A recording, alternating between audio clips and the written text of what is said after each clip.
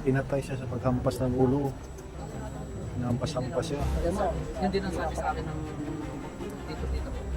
So mga ka-vlog ko, dito natin malalaman kung papaano siya pinatay nung buhay pa siya dito sa mundong ginagalawan natin ngayon mga ka-vlog ko. Panibago na naman tong spiritual na ipapasok ng ka-vlog ko. Maririnig natin kung ano yung karumal-dumal na ginawa sa kanya nung nabubuhay siya at ngayon ay patay na. Ito ay tinawag siya ng kanyang pamangkin dito sa Trismundo mga ka-vlog ko. Madali, makinang-dali nga. Bibigyan ka ng luwana para makita mo. Yan. Yan. Okay, bigay na. Siya na yan. So mga ka-vlog ko, panoorin nyo ito hanggang dulo ang video na ito upang makita at marinig nyo ang salaysay ng pinatay na walang awang pinatay nung kasagsagang buhay pa siya dito sa mundo mga ka-vlog ko. At ngayon ay kinakausap siya ng kanyang pamangkin dito sa loob ng Trismundo.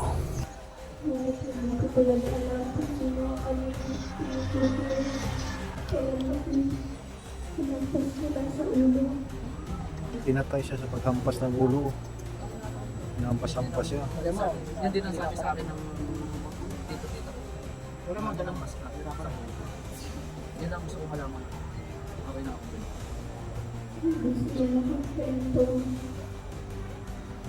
Hindi na kontento.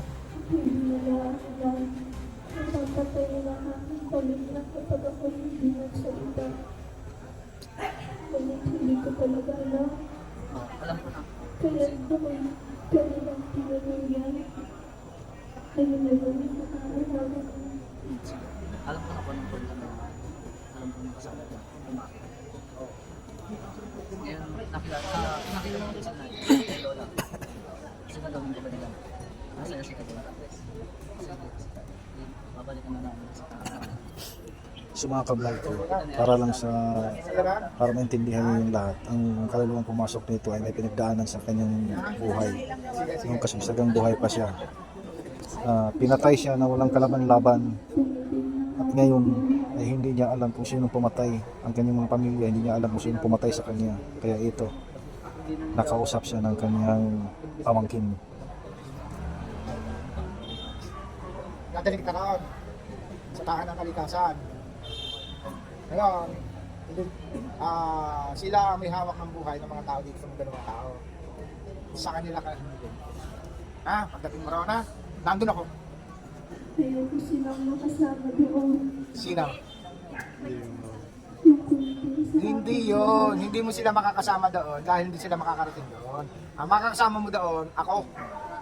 At si Jesus, ang Ama, at marami kang makakasama doon.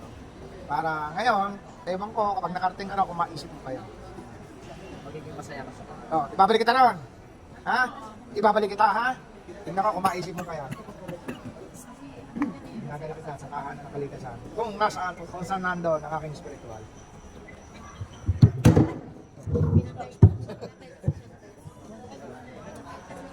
Sige.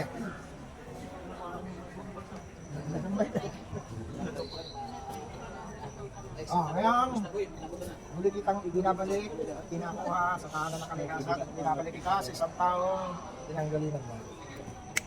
Mag-usap tayo ngayon. Masaya ka na? May paghihiganti ka ba? Na ikaw ay nasa isang isang spiritual na kasayahan na?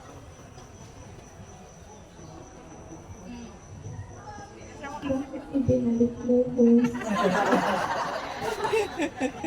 Tinatanong ka nila. Ay kasi nga, kung ikaw ay may paghihiganti pa, kaya ikaw ay naging ikaw ay ang katawan tao mo ay nawala sa mundo ng mga tao, naging spiritual ka lang.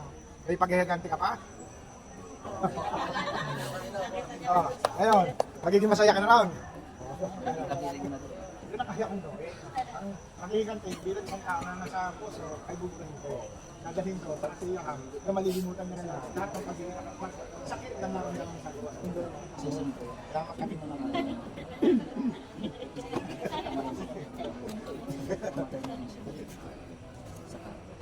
Ang Bigat tayo na, nabiyuntok pa eh, no? Ako nung pag-assess. Ano? Babalik ka uli. Wala nang hinanakit. Magsasaya ka na ron. Ayan, kasama mo na yung lola mo. Lola mo ba? Lolo. Lola. Ano pa? Nahiling pa? Nahiling ka pa? Wala na. Okay. Ayan, hatid na. Ihahatid na kita. Matahan na ng kalikasan.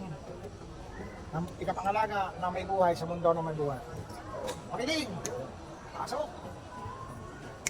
Lakas na makiling ngayon mapapasayo. Hanggang dito na naman ako mga kablog ko. Kung gusto nyo yung content ko. Bye-bye. See you next vlog.